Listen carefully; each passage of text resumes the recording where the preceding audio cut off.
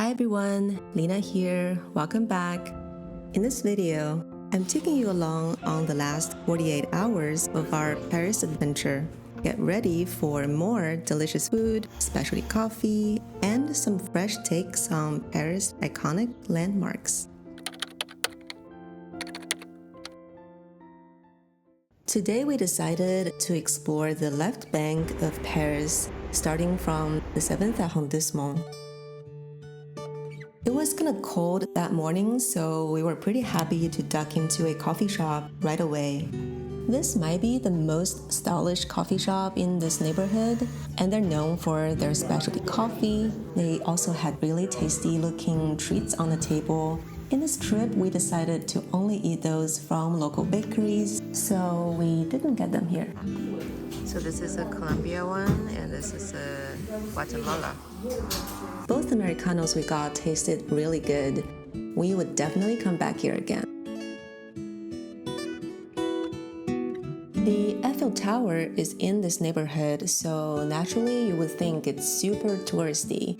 But it's actually primarily residential, with cozy local restaurants, cafes, and markets. We made a quick stop at the Eiffel Tower. It was so peaceful in the morning. Just locals walking their dogs. It was time for some pastries. Oh, this is Rue Emily. The first one is known for its modern approach to being a bakery. It offers a contemporary twist on classic French pastries with high-quality ingredients. It's kind of on the hipster side of bakeries.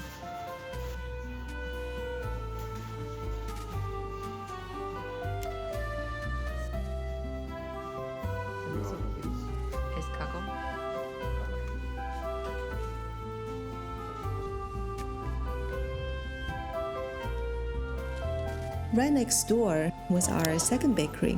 This bakery is known for its charming vintage atmosphere and high-quality traditional French pastries. I wish I could have their morning pastries every day. I literally wrote down in the notes, the best croissant.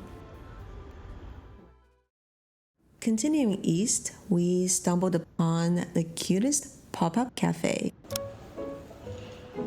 It's actually inside of this fancy department store.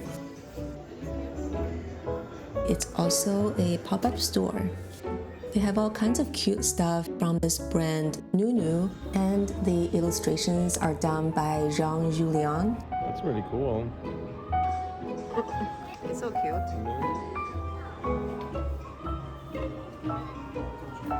I really like his illustrations, and the space felt like stepping into a 2D world with his art. It was dreamy. Everything was adorable, from the coffee mugs to the decor. Being here just made me want to giggle. It was so cute.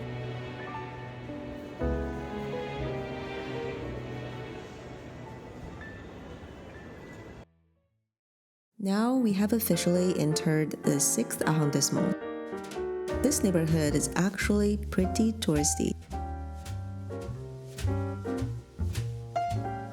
At this point, we wanted to eat something and found Café Madame. The restaurant was small but inviting. It caters to both locals and tourists with a charming Parisian vibe. We tried the Parisian salad, onion soup, and rump steak. The onion soup was super cheesy and loaded with onions. Perfect if you like those flavors. I'm not a huge fan though. It was for science.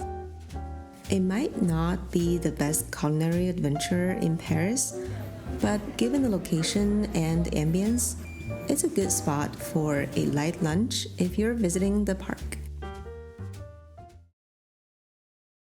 Right across the street was another bakery.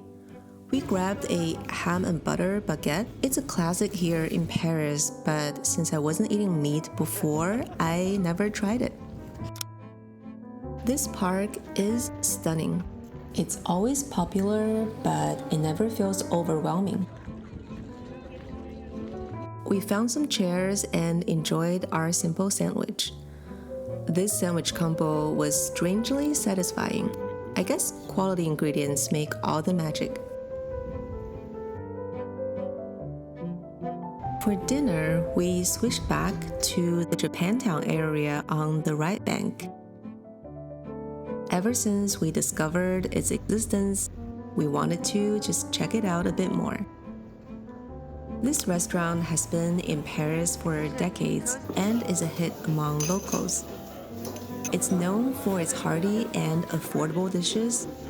I found it very interesting. It's a chuka restaurant, which means they are a Japanese restaurant that serves Chinese food adapted to the Japanese tastes. Something I've only seen in manga. The atmosphere is casual and bustling with a no-nonsense kind of charm where everyone was sitting shoulder to shoulder with other diners.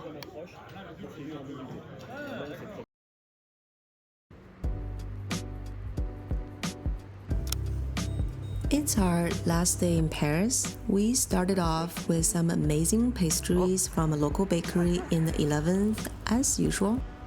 Then we headed to Montmartre in the 18th arrondissement.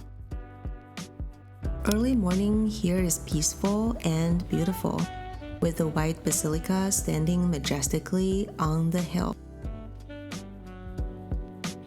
The panoramic views from up here are breathtaking. The cobblestone streets and charming buildings look magical in the morning light. Even though the cafes and shops weren't open yet, it was the perfect time for a relaxing walk and some great photos.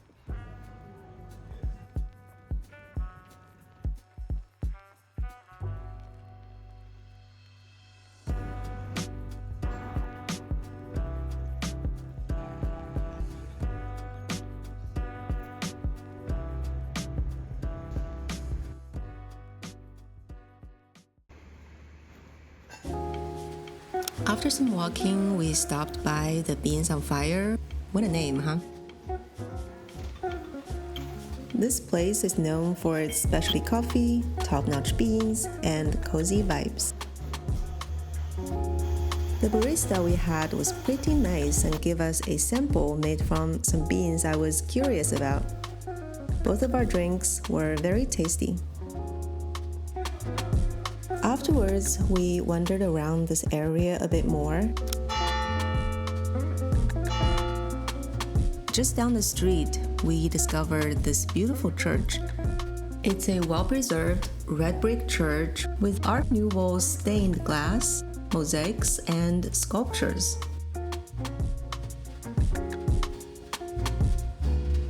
Another gem here is this 100% gluten-free and vegan bakery. The ultra-friendly staff waved us in actually. The interior design was just as lovely as the pastries, which looked like little works of art. Everything we tried was delicious.